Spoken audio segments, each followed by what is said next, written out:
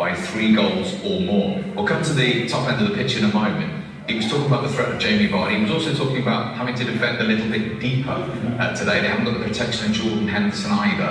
Do you see Liverpool changing the way they defend them? Yeah, I do, because a lot of the times this season we've highlighted that high line that Liverpool have been playing.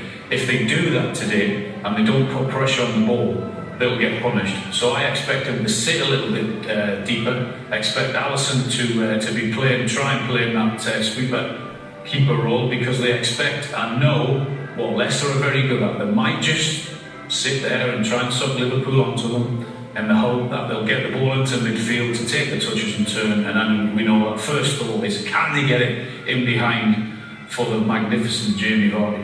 I've just said all but 3 of those record games Mo Salah has taken part in. Yeah. He isn't there today, but this time last season we'd be having a very different conversation. Now they've got this guy, Diogo Jota. Yeah. Why has he hit the ground running so well so quickly for you? I think that when you saw him with Wolves and the way he finds space, the way he finished, from the same kind of position, the pressing that he does, it's the same kind of thing what he does with Liverpool. Now what he's done with Wolves, but now he's in an even better team. You look at the spaces he's taking up, just clever.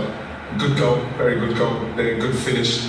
And you see that getting in between, getting in the box, getting in between. It's not just the wing play and the tracking back, and the pressing. He gets in there and he scores. Again, he picks up nice positions, and that's what you want. That Liverpool will get you the ball, get you into those situations, and he's only going to get better because he's playing with better players and he's playing with a better team.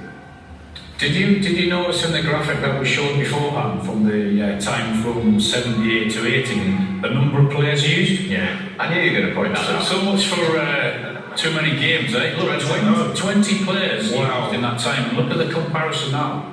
40 players. What does that tell you, Alan? That tells you that the manager's like moaning about too many games. Anyway, back to Diogo Jota. Yeah. You're lucky so much. Just had to get that. That is unbelievable stat. Jota, for you, great piece of business? Yeah, very good piece of business. Very clever, very astute. You have to be a very good player and comfortable in the environment to go straight into that Liverpool setup. And everyone's talking about him, how comfortable he looks in there, and he doesn't look like he's not overawed at all. He's gone into an unbelievable team who have achieved so much in the last couple of years, and he doesn't look out of place. He looks very at home. Yeah. And in that midfield area today, no Henderson, as I say, the influence. Thiago hasn't been fit either. Fabinho's having to play at the back. A little bit more onus on Wijnaldum. He's very much the senior man. Yeah, there is, and I think that it's vitally important because someone like Yuri Tielemans, he has to. He's come off of an international break where he's played pretty well. He's scored goals. He's probably in very confident form, and someone's got to be tight on him. Probably might be someone like Wijnaldum that may need to be in and around him to stop that ball that goes into Jamie Vardy, into RB Barnes. And you look at someone like Tielemans, he could run right. And the same with James Maddison. He's the kind of guy Wijnaldum that he's going to have to pick up and be in and around those two, because if they get on it with time and space, then there's going to be problems. And some of those players missing are real leaders for Liverpool, not just the captain, Jordan Henderson. And as Jurgen Klopp says, it's always good to have Millie, because James Milner can come in 2 or 3 different positions, but it's his influence in the dressing room as well for a big game like this. Yeah, both on and off the pitch. I spent a bit of time in Newcastle when I was playing. That tells you how long James has been around. He had a great attitude then, he's still got a brilliant attitude. You need 2 or 3 of those in your dressing room to be successful. What a great attitude he's at, and he'll play. He'll never let you down in whatever position you put him on the pitch. And Jurgen Klopp knows he'll do a job for him wherever he asks him to play. Just a quick question: how many players did you use that season? About 19.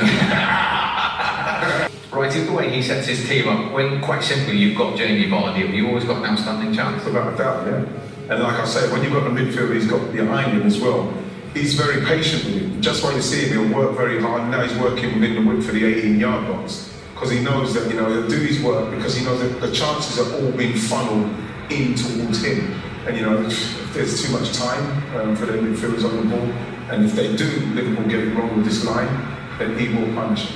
7 goals in 11 games against Liverpool. Significantly though, hasn't scored in the last 4 since Van Dijk signed for Liverpool. He hasn't managed to get a goal. He hasn't got that problem, of course, tonight. But I'm going to ask you if he's got even better on, because since Brendan Rodgers was appointed manager at Leicester, he's got more Premier League goals than any other striker in the league, 39 of them. Yeah, and Brendan has managed him superbly well. He's been very clever in going into an experienced dressing room, getting all the older experienced players on side, and him being one of them. What also has helped Jamie, as I know, because I did exactly the same. When I retired from England, I had to, because of the injuries I knew were slowing me down, so something had to give.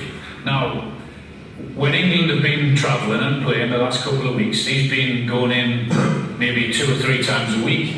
He doesn't need to go in 5 or 6 times in training. He knows his body. He's as fit as he's going to be. So he's been resting up. So he should be fresh and ready to go. And without doubt, that has helped him when other players are going and doing all that travelling and training. And the goals have come, of course, after the age of 30. Let me tell you, you've got to be a smart and natural finisher to get goals in the Premier League after the age of 30. If you just glance at 93 for one of my guests and 84 yes, right. for the other. That's really, I'm going to try to get a picture of me above Shearer's name. That's what we did. Thanks a lot, guys. I appreciate it. But in an all serious moment, you can appreciate what Alan's saying. The older, wiser you get, the more experienced you get. Absolutely, yeah, because then what happens is, and I was quite fortunate as well, because even when Bruce Rioch came in and Arsene Wenger came in, they then told me where to actually, cater my game in and around the 18-yard box. Let people like Dennis Smart, Overmars do all that stuff outside, and you get yourself in and around where you're going to get the goals. And fortunately, I got them in the end. And he's been gone. Sorry. When you've got managers, experienced managers who come in and know the game inside out and know how to get the best out of you as a player, and it certainly happened to me at that age with the great Bobby Robson. Just do your work in between the 18-yard lines. Don't forget about running out towards the touchline, etc. You don't have to go and be that extra man in midfield. No. Do your work up there, do your work in the box and running in behind, and that's how he's getting the best out of Jamie Vardy. And how important is Jamie Vardy to the way Leicester play on the break, particularly away from home, and some of the performances we've seen already this season? We know one of his greatest assets is his pace and his ability to run in behind. But what also Leicester are comfortable at is, okay, say, come on, we'll draw you onto like they did with Man City, but you've also got to have people who, in the midfield, who are comfortable on the ball, to take the ball, take a touch and do this, and turn and pass and move. And Leicester do it really, really well. And their first thought is, when they do that, is breaking the lines, is passing in behind and forward. And Vardy loves that. He needs quick, incisive, early passing. This is a game at Arsenal, ball in behind for under, running in behind, and he's just come on as sub, if I remember rightly, Vardy. Line in the back of the net, and thank you very much indeed. And his ability and his strengths suit him and suit Leicester perfectly. And they all know what they're very, very good at, and not very many teams have been able to stop them. I think what you saw there again, even with the Arsenal game, Tielemans was brilliant. He doesn't need that much space to be able to let Jamie Vardy set him free like that, because it's just literally half a yard, and that is what I'm worried about in Liverpool, because if they do that and they don't get tight on it, he'll punish them. Yeah. And at the other end, we touched on him earlier, West Stephen Farmer, a lot of chat about the recruitment record of Leicester over the last 2 or 3 years. Does this fella, even before they paid £30 million, already look like another name that would be on that list? Well, when you look at what's happened to Leicester over the past few years, when they let someone like Harry Maguire go, and then they get Soyuncu in, he's now injured, and then you look at this young boy here, 19 years of age, 24 league appearances. He looks so at home, so confident. He's quick, he can play. He looks to be an organiser. Doesn't seem as if he's afraid. Can recover when the ball goes in behind him. Very good reader of the game. So he actually looks the real deal. Leicester look as if they've got a real bargain there in terms of what do you need to be centre half quick, can play, can read the game, and all of these clips here, as I said, can recover, sending the player where he wants him to go. There he is organising again.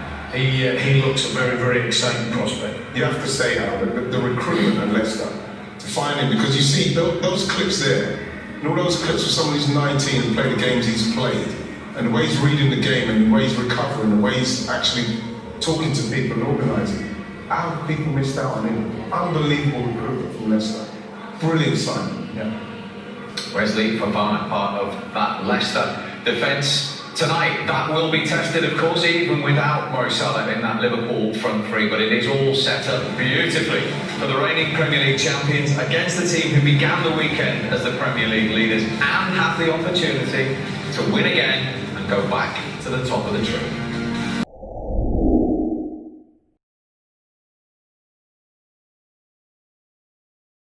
I was one of them. I was thinking with the amount of players they've got out, you know, how would they cope? Because it's an opportunity. You know, especially we saw it happen to Manchester City.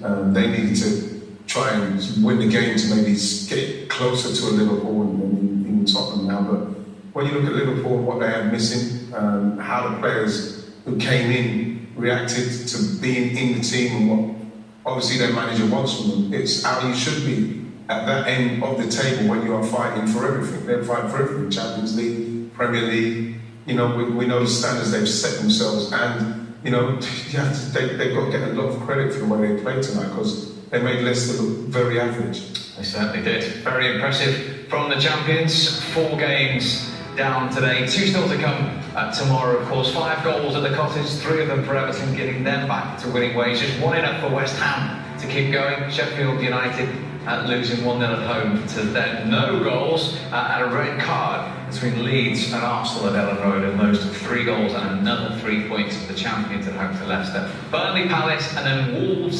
Southampton round off match day 9.